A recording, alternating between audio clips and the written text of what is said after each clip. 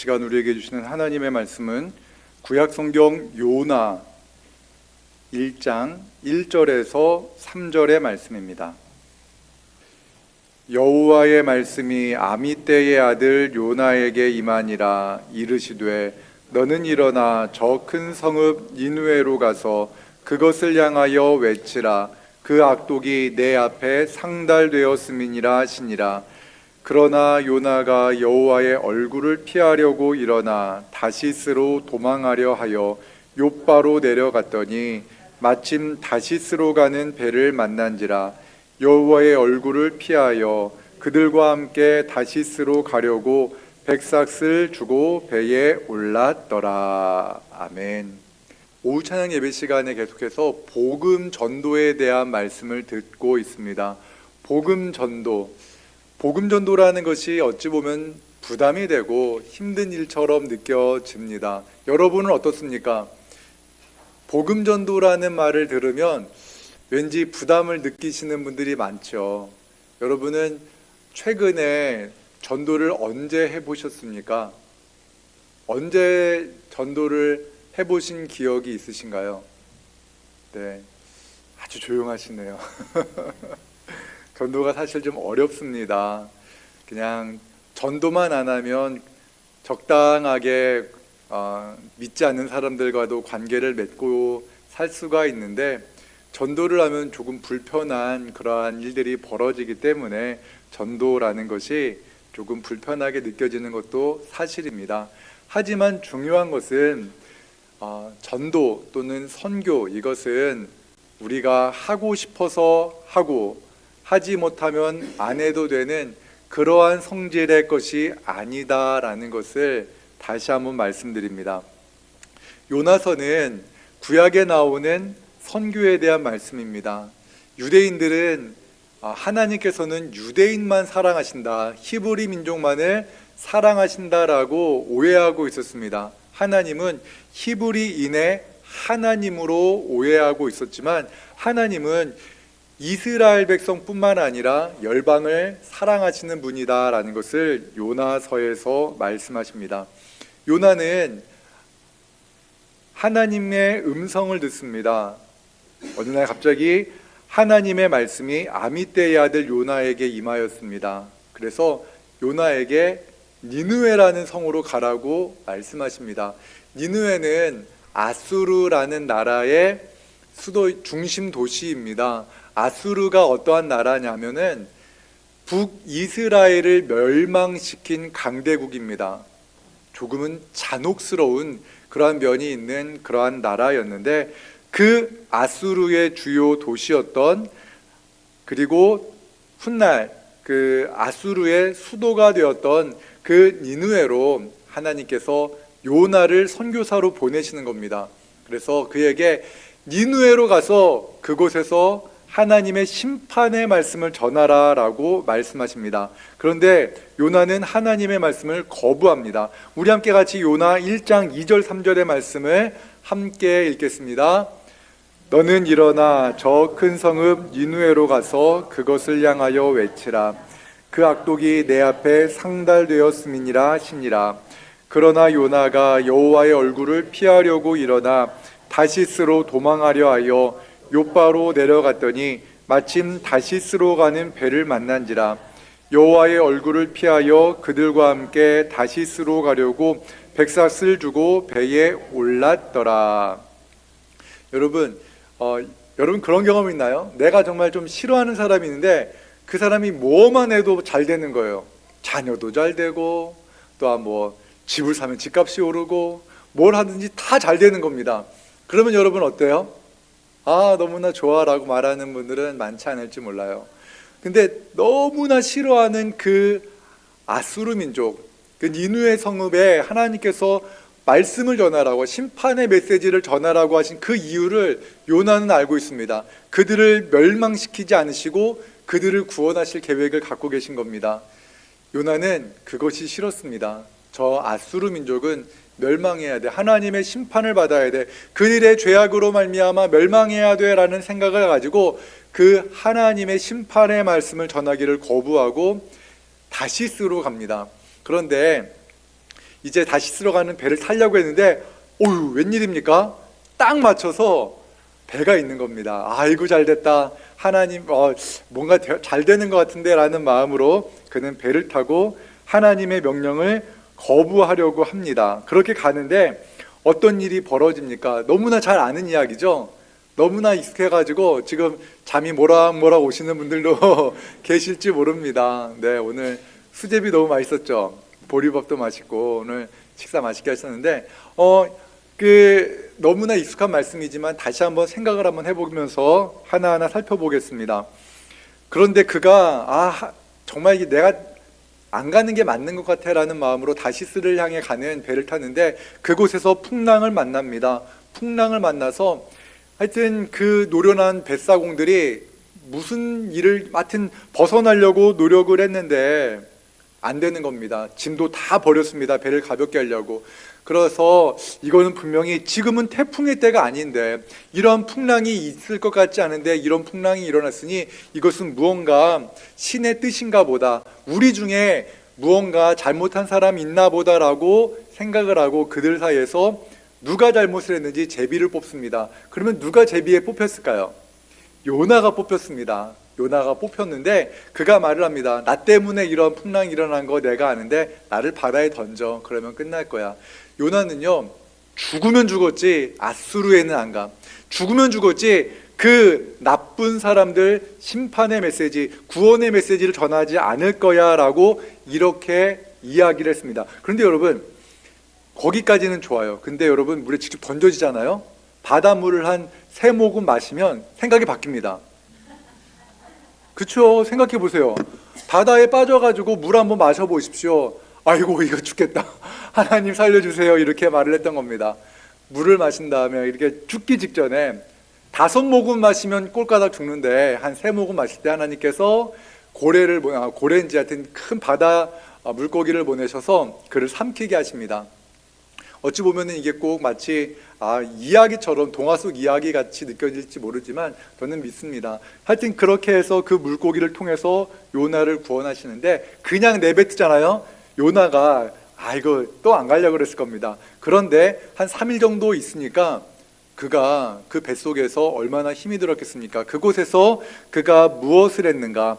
요나서 1장 17절에서 2장 1절의 말씀 같이 보겠습니다. 요나서 1장 17절에서 2장 1절의 말씀 시작.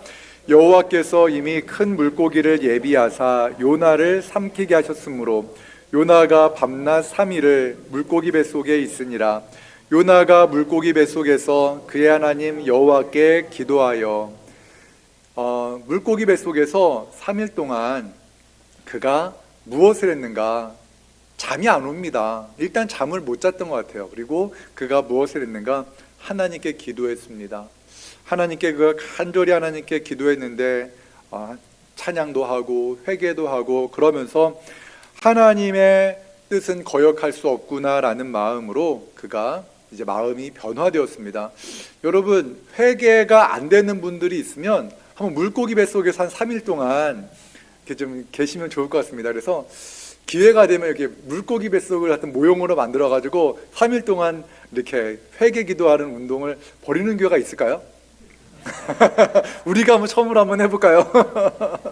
여기 옥상에다가 물고기를 하나 만들어 가지고, 이건 제 원고에는 없는 이야기입니다. 그냥 여러분들이 좀 피곤해 하시는 것 같아서 그냥 제가 말한 건데요.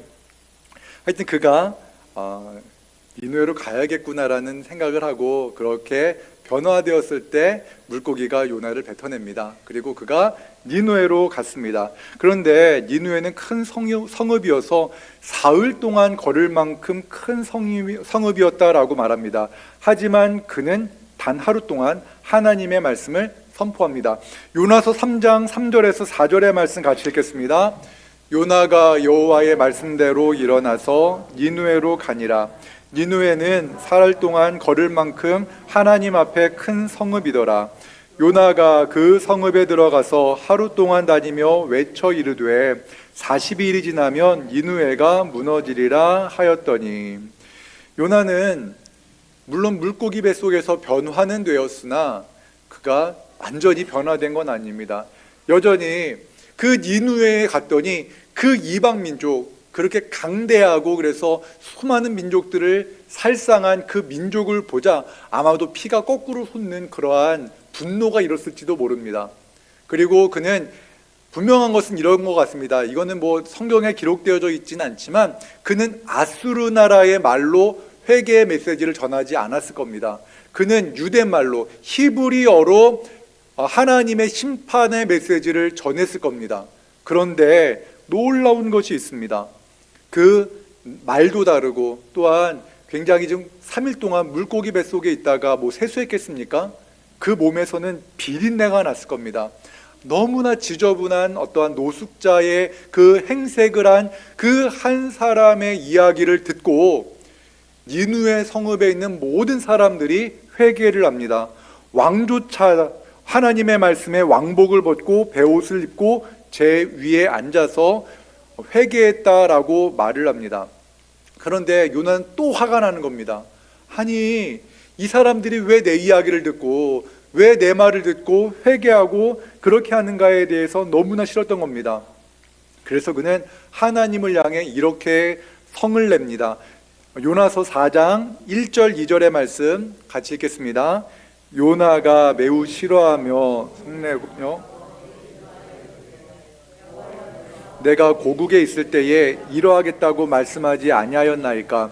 그러므로 내가 빨리 다시스로 도망하였사오니 주께서는 은혜로우시며 자비로우시며 노하기를 더디하시며 인애가 크시사 뜻을 돌이켜 재앙을 내리지 아니하시는 하나님이신 줄을 내가 알았음이니이다. 요나는 니느웨가 멸망하기를 간절히 바랐던 사람입니다. 하지만 하나님은 그 니느웨를 구원하기 원하셨고 하나님은 하나님의 뜻을 이루시는 분이고 요나가 아니라 할지라도 다른 사람을 통해서라도 니느웨의 심판의 메시지를 전하고 심판의 말씀을 듣고 회개하면 하나님은 그들에게 예정되었던 심판을 이렇게 좀 안 하실 그런 마음을 가지고 있었습니다. 니느웨로 갔던 요나, 그는 말씀을 전하고 40일 후면 니느웨가 망할 것이다 라고 이렇게 이야기를 한 후에 아마 40일 가까이 되던 그때쯤에 그 성읍에서 혹시 무슨 일이 일어날지 성읍 동쪽에 앉아서 거기에 초막을 짓고 그 니느웨 성을 내려다보고 있었습니다. 그때 하나님께서 박농쿨을 예비하셔서 요나의 머리로 내리쬐는 그 뜨거운 뙤약볕을 막아주십니다. 그 박농쿨로 인해서 요나는 너무나 기뻤습니다. 그런데 그 다음 날 새벽에 하나님께서 벌레를 예비하셔서 박농쿨을 갉아먹게 하십니다. 그래서 박농쿨이 죽어버리자 그가 이렇게 언덕에 올라가서, 언덕이었는지 하여튼 성읍 바깥에서 니느웨 성을 바라보고 있을 때 동풍이 불면서 뙤약빛이 내려쬐자 너무 더웠습니다. 그래서 아이고 죽겠다, 아이고 차라리 죽는 것이 낫겠다라고 말을 하면서 그가 원망을 합니다. 박농쿨 하나가 없어지자 그의 인생이 바뀐 겁니다. 너무나 싫었습니다. 그래서 화가 나면서 분낼 정도로 하나님께 이렇게 원망하고 있을 때 하나님께서 요나에게 말씀하십니다. 함께 같이 요나서 4장 10절에서 11절의 말씀 같이 보겠습니다. 시작. 여호와께서 이르시되 내가 수고도 아니하였고 재배도 아니하였고 하룻밤에 났다가 하룻밤에 말라버린 이 박농쿨을 아꼈거든. 하물며 이 큰 성읍 니느웨에는 좌우를 분별하지 못하는 자가 12만여 명이요 가축도 많이 있나니 내가 어찌 아끼지 아니하겠느냐 하시니라. 아멘. 여기서 우리는 하나 깊이 생각해 보아야 할 것이 있습니다. 박농쿨, 그건 나에게 도움이 됩니다.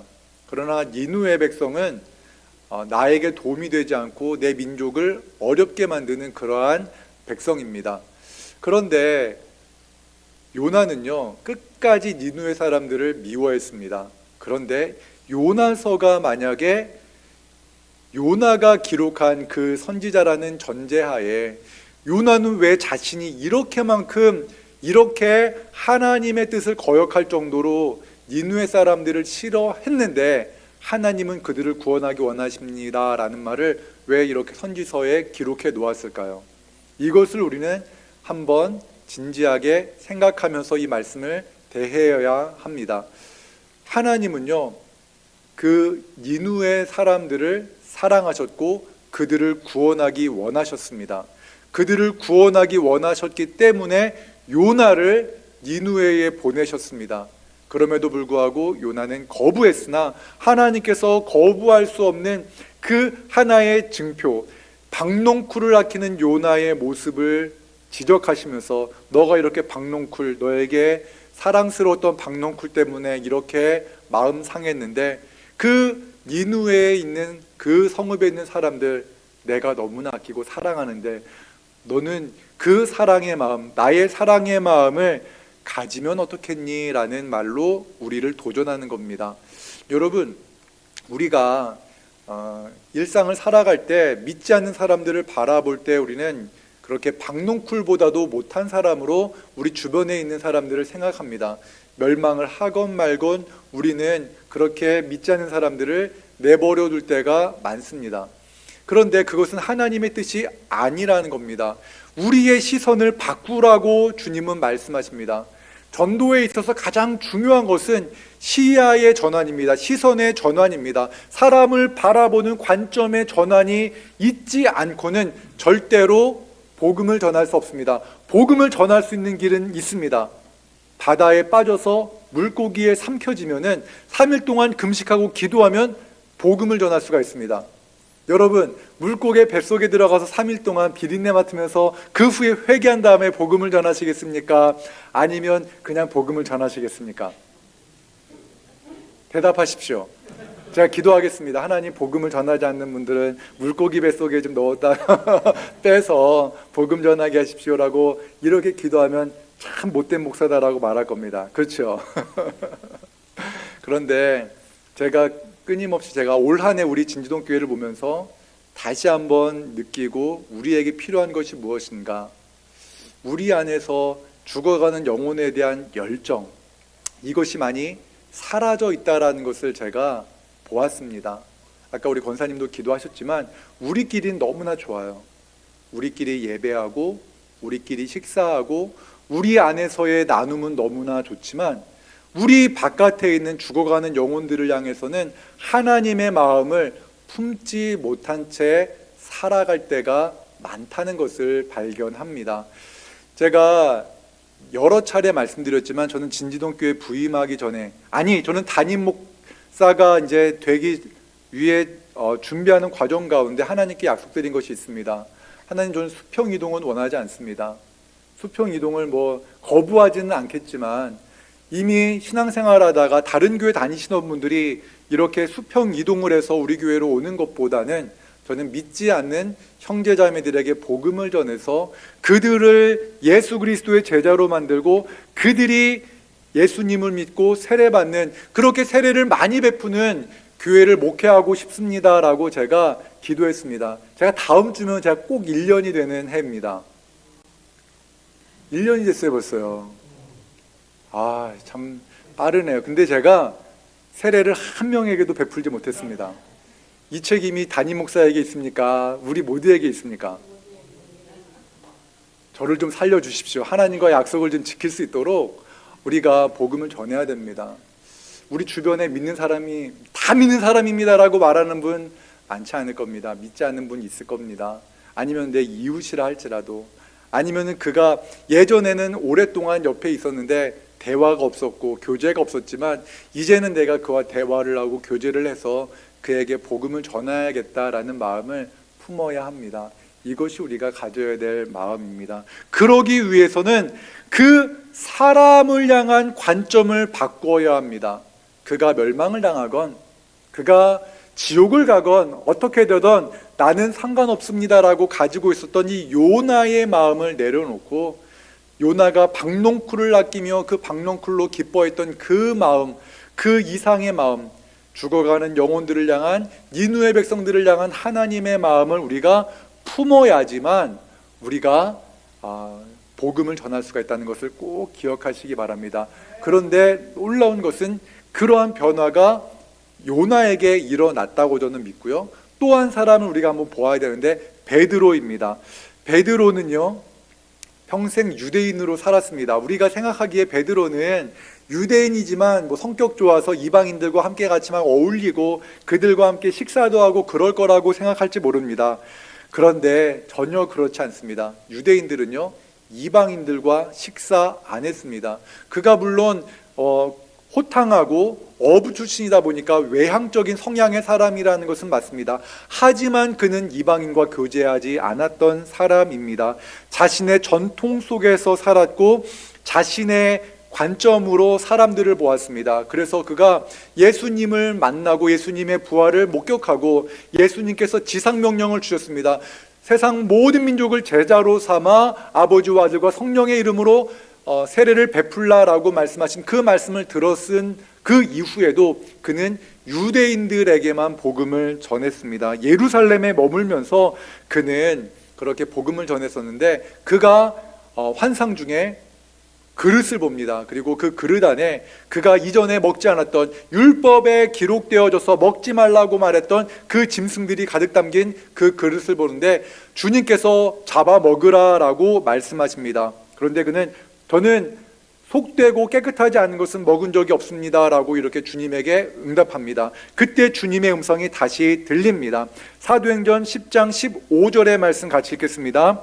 또 두 번째 소리가 있으되 하나님께서 깨끗하게 하신 것을 내가 속되다 하지 말라 하더라. 아멘. 베드로는 자신이 본 환상이 무엇인지 이해할 수가 없었습니다. 이게 무슨 의미일까? 그런데 그때 놀라운 일이 딱 벌어집니다. 그렇게 환상을 보고 이 환상이 무엇인가라는 것에 대해서 마음에 궁금증이 생겼을 때에 그의 집 밖에 그가 머물고 있던 곳에 사람이 옵니다. 그리고 그에게 이런 말을 합니다. 성령께서 먼저 그 베드로에게 말씀을 하시는데 두 사람이 너를 찾을 것이니 의심하지 말고 그들과 함께 가라고 말씀하셨고 그때 두 사람이 와서 이방인 고넬료에 대한 이야기를 합니다. 고넬료는 참 좋은 사람이라고 그가 당신을 초청하니 그의 집에 가서 그와 만남을 가지라고 이렇게 이야기를 합니다. 만약에 그 환상이 없었고 또한 성령의 음성이 없었다면 베드로는 그곳에 가지 않았을 것입니다. 왜? 그는 이방인이기 때문에 이방인과 더불어 이야기를 하고 그의 집에 가는 것은 그가 아직까지 그가 몇 살인지 모르지만 약 40대가 되지 않았을까 생각됩니다. 한 30대 후반에서 40대 그때까지 단 한 번도 이방인의 집에 가서 머물렀던 적이 없는데 그가 그 초청을 받고 그가 갑니다. 그래서 베드로가 그곳에 갔습니다.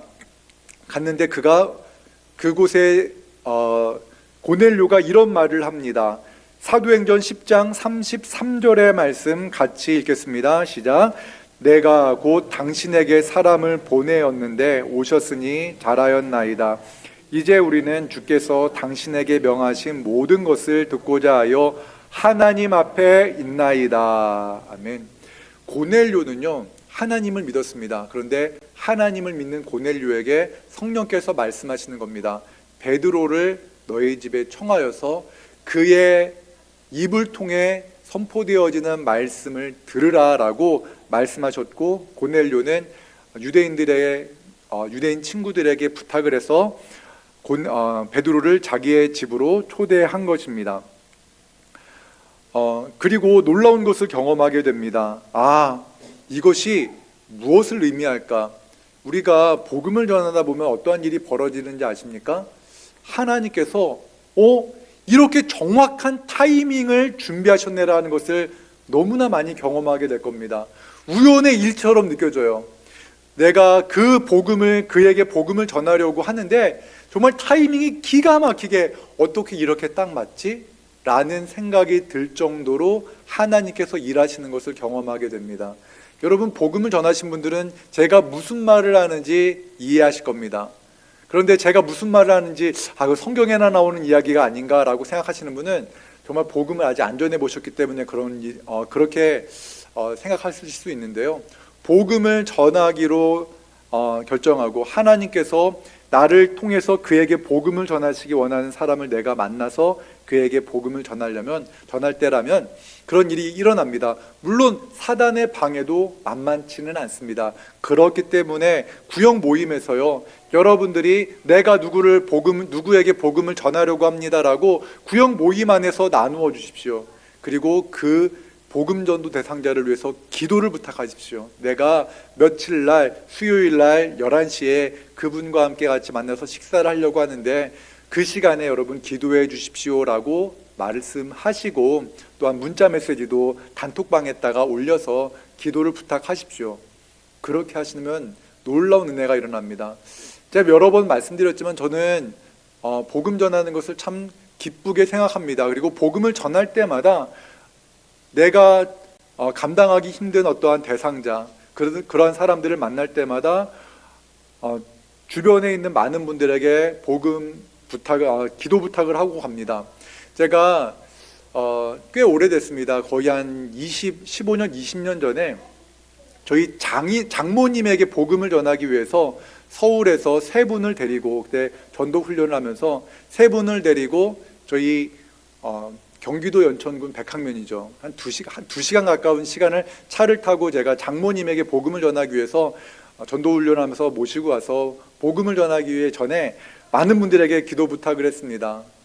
그리고 가서 복음을 전했습니다. 그런데 당장에는 그 자리에서는 복음을 듣고 영접을 하셨어요. 근데 교회는 안 나오셨어요. 그런데 그 장모님이 그 후에 예수님 믿었을까요? 안 믿었을까요? 어떻게 하세요? 믿으셨어요. 그리고 그때 성령께서 역사하시는 것을 경험했습니다. 당장은 여러 가지 어려움이 있어서 교회 당장에 나오시지는 않으셨지만 그때 복음을 들으시고 눈물을 흘리셨던 그 모습을 제가 기억을 합니다. 그리고 같이 함께 옆에서 저와 함께 같이 갔던 분들은 옆에서 계속 중보기도를 하시는 거예요. 그리고 복음을 듣고 예수님을 당장은 아니었지만 믿고 지금 얼마나 열심히신지 모릅니다. 여러분, 이 복음을 전한다는 것은 큰 기쁨입니다. 물론 수고로움이 많이 듭니다. 밥도 많이 사야 되고 또 이렇게 같이 교제를 해야 되고, 내가 내 삶의 시간을 그를 위해서 조금은 떼어내야 되는 그러한 불편함도 있고 수고로움이 있습니다. 그러나 그 수고로움과 그 희생과 헌신, 그것에 더 큰 기쁨이 있다는 것을 꼭 기억하시기 바랍니다. 눈물로 씨앗을 뿌린 자가 거두는 겁니다. 그래서 여러분에게 내년에는 꼭 정말 예수님의 옛자도 모르는 그러한 분들이 예수님을 믿고 변화되어지는 그러한 은혜가 있기를 주님의 이름으로 축원합니다. 우리 함께 같이 사도행전 10장 34절에서 35절의 말씀 같이 읽겠습니다. 시작. 베드로가 입을 열어 말하되 내가 참으로 하나님은 사람의 외모를 보지 아니하시고 각 나라 중 하나님을 경외하며 의를 행하는 사람은 다 받으시는 줄 깨달았도다. 아멘. 베드로가 이렇게 하는 겁니다. 사람을 외모로 보시지 않는구나, 이런 거예요. 저 사람은 예수 절대 믿지 않을 사람이야. 저 사람은 절대 예수님을 믿을 수 없을 그러한 독실한 불교 신자야 라고 생각하는 그러한 분이 있다라고 한번 여러분 생각해 보십시오. 그런데 그가 하나님께서 그를 변화시키면, 하나님께서 나를 도구로 사용하셔서 그에게 복음을 전하기 원하시면은 하나님께서는 그를 변화시키실 줄로 믿습니다. 정말 예수님을 믿지 않을 것 같았던 분들이 참 많았습니다. 그런데 때로는 병으로, 때로는 사업의 실패로 인해서 어려움을 겪고 있을 때 복음을 전해 주십시오라는 이야기를 듣고 가서 복음을 전했을 뿐인데, 그냥 가서 복음을 전했을 뿐인데 그가 그 복음을 듣고 예수님을 영접하고 세례를 받는 것을 많이 보았습니다. 우리가 그러한 하나님께서 그를 구원하시기로 작정하셨구나 라는 것을 우리가 믿고, 그가 누구인지 모르기 때문에 우리가 끊임없이 그를 위해서 기도하고 하나님께서 나를 통해서 그에게 복음을 전하신다는 것, 하나님은 나를 사랑하시지만 또한 하나님은 그도 사랑하십니다. 하나님이 베드로를 사랑하시지만 또한 하나님은 고넬료도 사랑하신다는 겁니다. 우리는 이렇게만 생각합니다. 하나님은 나만 사랑해. 하나님은 나만 사랑하셔야 돼. 하나님은 우리 가족만 사랑하셔야 돼. 하나님은 우리 교회만 사랑하셔야 돼. 라는 이러한 편협한 시선을 가진 교회가 얼마나 많은지 모릅니다. 그러나 그것은 성경적이지 않습니다. 그것은 옳지 않습니다. 하나님은 나를 사랑하시는 만큼 하나님은 내 옆에 있는 사람을 사랑하십니다. 이 시간에 옆에 있는 분에게 말씀하겠습니다. 조금은 어렵지만 잘 따라해 보십시오. 하나님은 나만큼 당신도 사랑하십니다.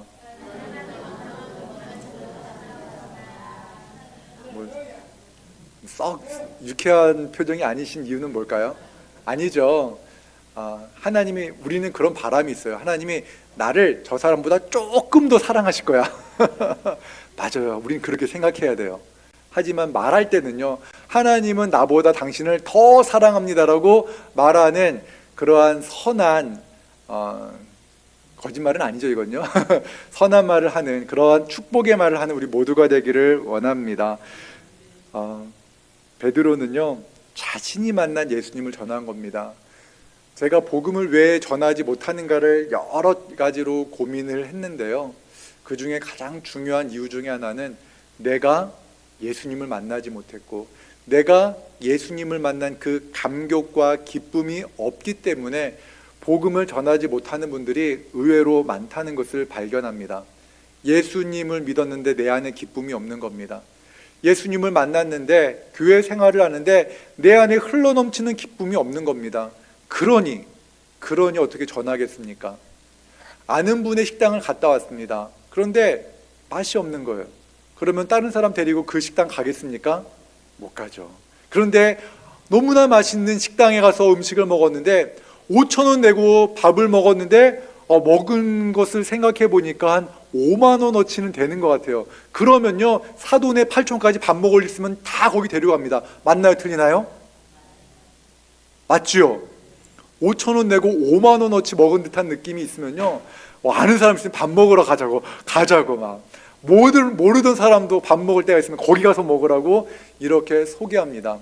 저는 우리의 인생이 구원받은 그 기쁨, 너무나 큰 굶주림, 굶어 죽을 정도의 배고픔을 느끼던 그러한 거리의 거지가 정말 먹을 것을 쌓아놓고 누구든지 오면 다 먹을 것을 준다라는 그 어떠한 잔치 자리에 가서 배불리 먹고 온 다음에 정말 배고픈 사람들, 그들에게 가서 먹을 것이 저기 있으니 같이 갑시다라고 말하는 것, 이것이 저는 복음 전도라고 믿습니다. 내가 예수님을 만나서 너무나 큰 기쁨과 은혜 안에 거할 때 복음을 전할 수가 있게 되는 것입니다. 여러분, 그래서 제가 올 한 해는 하나님이 찾으시는 예배하는 교회, 이 주제로 우리가 한 해를 달려오고 있습니다. 그런데 우리끼리의 예배가 계속 이렇게 우리끼리만 좋은 예배가 되어지면 교회는 이내 시들어져 버립니다.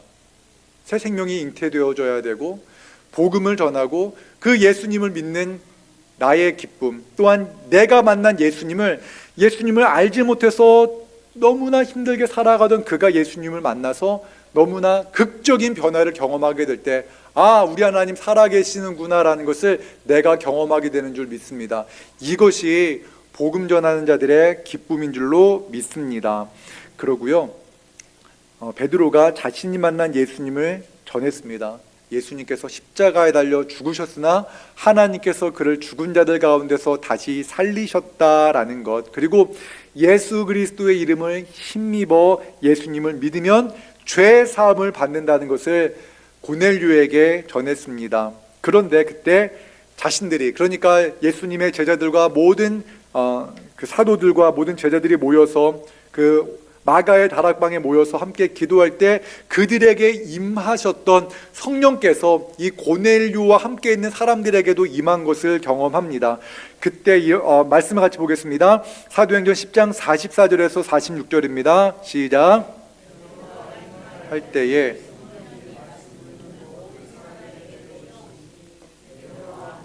온 할례 받은 신자들이 이방인들에게도 성령 부어주심으로 말미암아 놀라니, 이는 방언을 말하며 하나님 높임을 들음이러라. 아멘.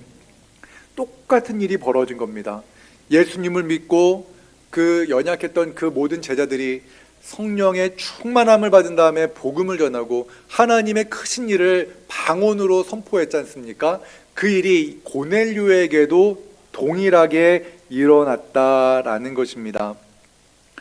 베드로는 이전에 모든 민족을 제자로 삼으라라고 말씀하신 주님의 말씀이, 그 말씀이 그에게는 유대인에게 가서, 이스라엘 자손들에게 가서, 여러 민족에게 가 있는 그 흩어져 있는 유대 민족에게 복음을 전하라라는 그러한 맥락으로 주님의 사명, 주님께서 맡기신 사명을 이해하고 있었던 것 같습니다. 그런데 이방인에게도 성령께서 임하시고 동일한 역사가 일어나는 것을 보고 그는, 그의 시선이 완전히 변화되어졌습니다. 완전히 바뀐 겁니다. 이방인들을 우리 주님께서 구원하기 원하시는구나 라는 것을 그가 깨닫게 되었습니다. 그리고 바울과 바나바, 그들은 이방인을 위한 선교사로 부름받았다는 것을 알고 있었습니다.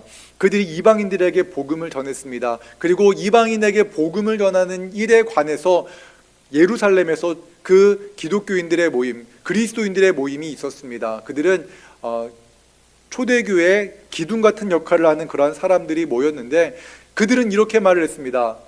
우리가 유대인으로서 이방인들에게 복음을 전할 때 이방인들은 반드시 이스라엘 백성들의 표징이 되는 할례를 받아야만 된다라는 그러한 주장을 했습니다. 그런데 이것으로 인해서 여러 가지 갑론을박 논쟁이 있었습니다. 바울과 바나바는 그렇게 하지 않아도 된다. 하나님께서는 그 할례 받은 자에게만 하나님이 아니시다, 믿음으로 구원받는다라는 것을 이렇게 증언했지만, 바울과 바나바의 역할은 그 당시에 그 종교회의에서, 예루살렘 종교회의에서 그들의 입지는 그렇게 높지가 않았습니다. 위치가 조금 발언권이 약했습니다. 바로 그때 베드로가 말을 합니다. 자신의 경험을 말하는 겁니다. 내가 고넬료의 집에 가서 경험했는데, 우리가 예수님을 믿고 우리가 함께 기도할 때 성령이 임하였던 그 동일한 역사가 그들에게 임했는데 그들은 할례 받은 사람이 아니었습니다. 그들은 이방인이었습니다 라고 말을 하면서 꼭 할례를 받아야 구원받는 것이 아니다라는 것을 설명을 합니다. 그리고 이렇게 말을 합니다. 사도행전 15장 11절의 말씀 같이 읽겠습니다. 그러나 우리는 그들이 우리와 동일하게 주 예수의 은혜로 구원받는 줄을 믿노라 하니라. 아멘. 예수님을 믿을 때 구원받는 줄 믿습니다. 예수님을 믿어야 구원받는 것입니다. 그리고 예수님께서는요, 넓은 마음을 가지라는 그러한 끊임없는 넓은 마음의 확장을 우리에게 말씀하십니다. 세상 사람들의 눈에 교회는 굉장히 옹졸합니다. 굉장히 편협합니다. 그런데 예수님이 편협한 분이십니까? 아닙니다. 여러분, 술 마실 수 있습니다. 담배 태울 수 있습니다. 여러 가지 죄악 지을 수도 있습니다. 우리가 그러한 어떠한 사람들의 현재의 모습을 가지고 그들을 정죄하기 시작하고 나는 저 사람과 어울릴 수 없어 라고 말하면 복음은 그들에게 절대로 전파되지 않을 것입니다. 제가 오전 예배 때에 그 영화 배우, 여러분 다 이름 아시는 분들은 아실 겁니다. 제가 근데 실명을 거론하진 않겠습니다.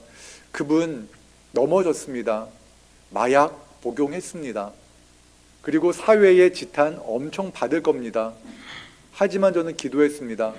그가 다니던 교회에서 그를 끝까지 품어주기를, 끝까지 그를 품어주고 그를 아끼고 사랑하고 끝까지 그가 다시 일어설 때까지 그가 다녔던 교회가 그를 포기하지 않기를 저는 기도했습니다. 왜? 그것이 맞기 때문에 그렇습니다. 사랑하는 여러분, 외모로 사람들 평가하지 마십시오. 저 사람 하나님도 버리셨을 거야. 그것은 내가 버렸을 뿐이지 하나님은 절대 버리지 않으십니다. 가인을 포기하지 않으셨지 않습니까? 그렇기 때문에 여러분, 우리가 끊임없이 주님의 사랑으로, 내 힘으로는 안 돼요. 내 힘으로는 품을 수가 없습니다. 주님이 주시는 힘으로 우리는 그러한 연약한 자들, 죄악 가운데 있는 사람들을 품고 또 품어야 됩니다. 넓은 마음을 품으시기 바랍니다. 예수님의 마음은 정말 용서하지 못할 사람이 없지 않았습니까? 그렇기 때문에 복음을 전하기 위해서 우리가 가져야 될 마음은 다른 것이 아니라 예수님의 사랑으로 우리가 변화되는 것입니다. 그 사람, 내 이웃인데 정말 성질 사나운 그 사람이 우리가 복음을 전해야 될 사람인 줄로 믿습니다. 아멘이시죠?